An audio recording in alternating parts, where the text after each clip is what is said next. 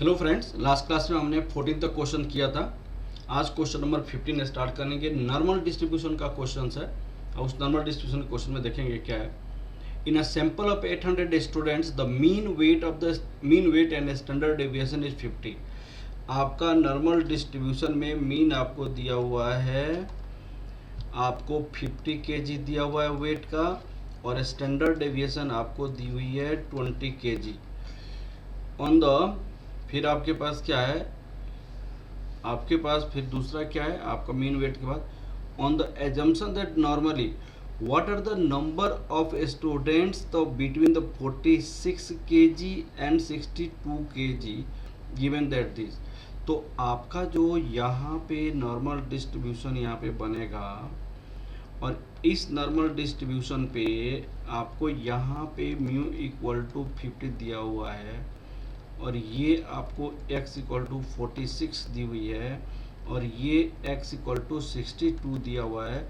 तो आपसे ये क्वेश्चन पूछा हुआ है कि इसमें कितने नंबर्स हो सकते हैं, इसका कितना नंबर हो सकते हैं।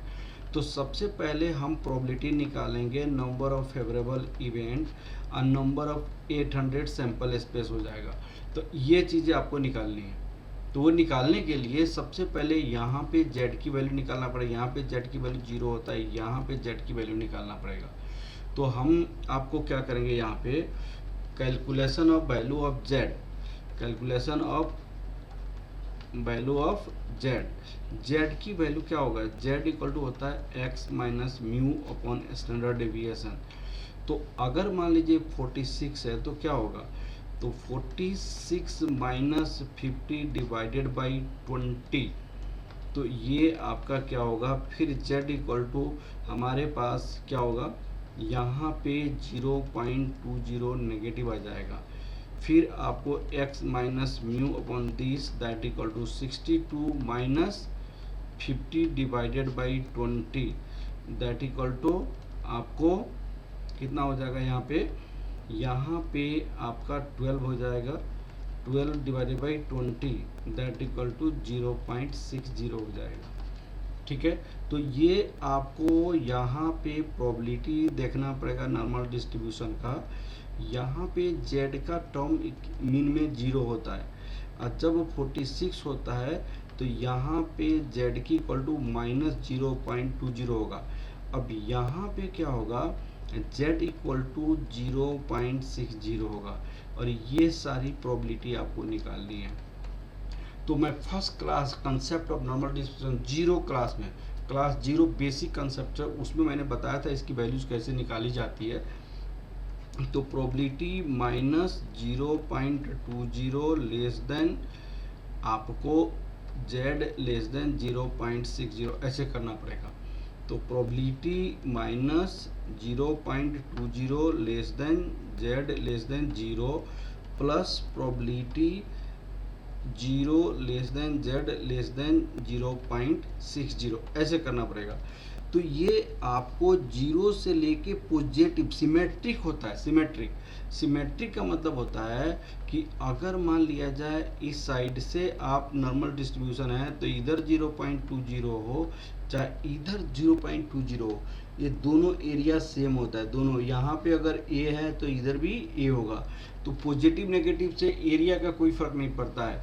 तो वो एरिया दिया हुआ है यहाँ पे 0.0793, तो ये लिखेंगे 0.0793 प्लस ये वाला एरिया दिया हुआ है z टू दिस, यहाँ पे दिया हुआ है 0.2257। ये जो एरिया बताता है वो मीन से बताता है, ये मीन से बताता है। मीन से इधर एरिया कितनी है, मीन से माइनस 0.20 तक एरिया कितनी है 0.0793। अब मीन से z जहाँ पे 0 है, z की वैल्यू 0 होता है, मीन से z जहाँ 0.60 है उसका एरिया कितना होगा, 0.2257। ये आपके बुक में दिया रहेगा। अगर नहीं दिया है तो टेबल दिया रहेगा। टेबल पे कैसे देखेंगे, यहाँ पे देखिएगा आप, टेबल आपको मैं बता रहा हूँ, ये वाला टेबल है। तो 0.20 यहाँ पे है ना 0.20, और 0.20 यहाँ पे है तो 0.0793 यहाँ पे है ना 0.0793, यही वैल्यू यहाँ पे दिया हुआ है, यही वैल्यू यहाँ पे दिया हुआ था 0.0793। कहने का मतलब ये है वो जो वैल्यूज दी है वो कौन सा वैल्यू दिया हुआ है उसको समझने की कोशिश कीजिए। यहाँ पे नॉर्मल डिस्ट्रीब्यूशन है, ये आप यहाँ पे ऐसे, ये अगर ये z की वैल्यू यहाँ पे 0 है, यहाँ पे आपको -0.20 है, ये आपको 0.20 प्लस है, तो ये हमेशा पॉजिटिव साइड की एरिया रहता है। ये पॉजिटिव साइड की एरिया कितना दिया हुआ है 0.0793 ये एरिया है। लेकिन एक बात को समझना पड़ेगा, क्योंकि ये सिमेट्रिक होता है, सिमेट्रिक होने से इधर का जो एरिया होगा एग्जैक्टली उतना ही उस पॉइंट पे 0.20 एग्जैक्टली उतना ही 0.0793 होगा, एग्जैक्टली उतना ही पे 0.0793 होगा। तो ये भी एरिया उतना ही होगा, ये भी एरिया आपको क्या होगा उतना ही होगा, क्योंकि ये सिमेट्रिक है, क्योंकि यह क्या है सिमेट्रिक है। अब दूसरा एरिया हमने क्या देखा था 0.65 देखा था। यहाँ पे देखिएगा आप, ये आपको ये 0 से स्टैंडर्ड डेविएशन, ये स्टैंडर्ड नॉर्मल कर्व टेबल है, इसको क्या कहते हैं स्टैंडर्ड नॉर्मल कर्व टेबल, ये आपको 0.60, तो probability 0 less than z less then 0.60, इसको हम प्रोबेबिलिटी z इक्वल टू 0.60 भी कहते हैं। तो ये एरिया 60 पे देखेंगे तो यहाँ पे 0.60 ये है, तो 0.2257 यहाँ पे ये होगा आपका 0.2257 हो जाएगा, 0.2257 हो जाएगा।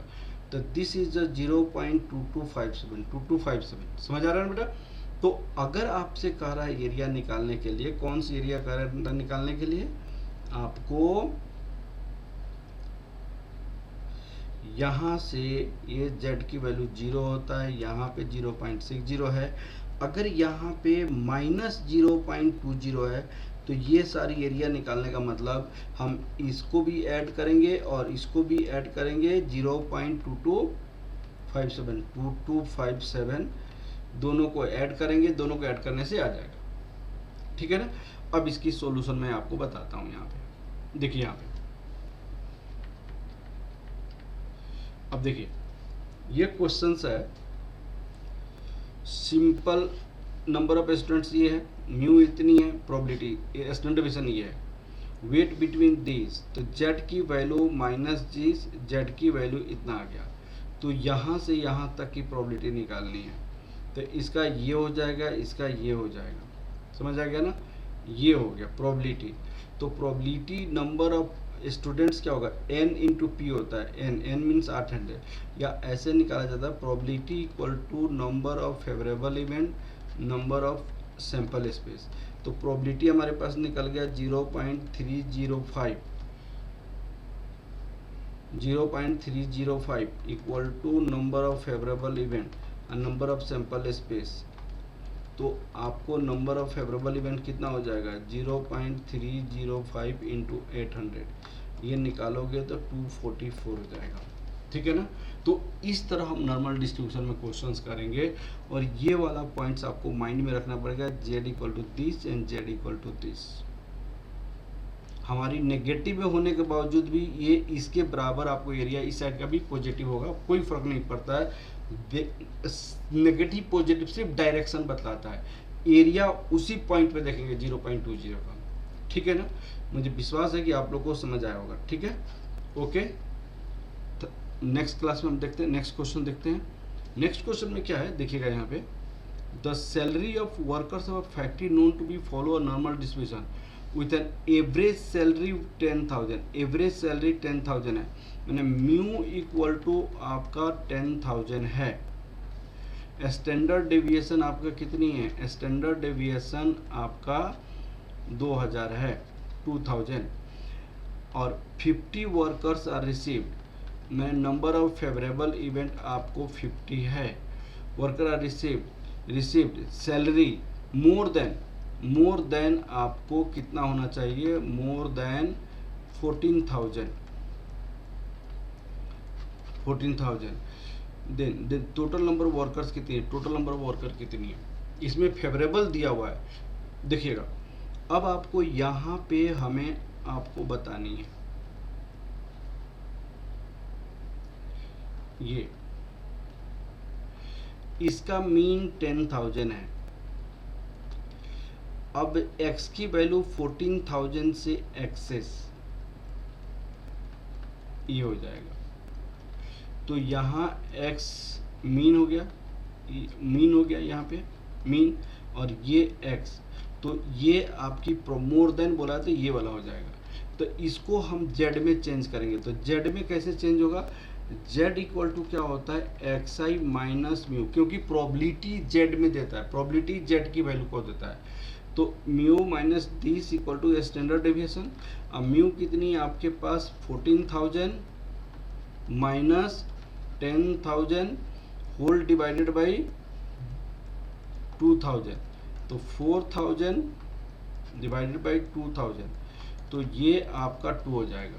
तो जो आपका z का वैल्यू में आपकी z की वैल्यू यहाँ पे कितना होगा, 0 होगा, यहाँ पे z की वैल्यू 2 होगा, z की वैल्यू 2 होगा।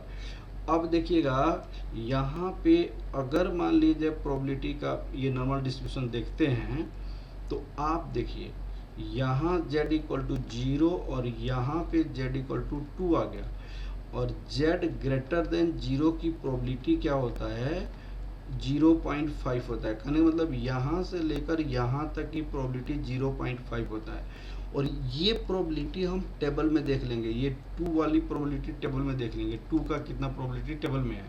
तो हम क्या करेंगे, रिक्वायर्ड प्रोबेबिलिटी हमारे पास क्या हो जाएगा, required probability z greater than 0 minus probability 0 less than z less than 2, that equal to probability z greater than 0 minus probability z equal to 2। z equal to 2 का मतलब z की वैल्यू 0 से लेके 2 तक, z की वैल्यू 0 से लेकर 2 तक, z की वैल्यू 2 का मतलब क्या होता है, z की वैल्यू 0 से लेकर 2 तक, ठीक है ना।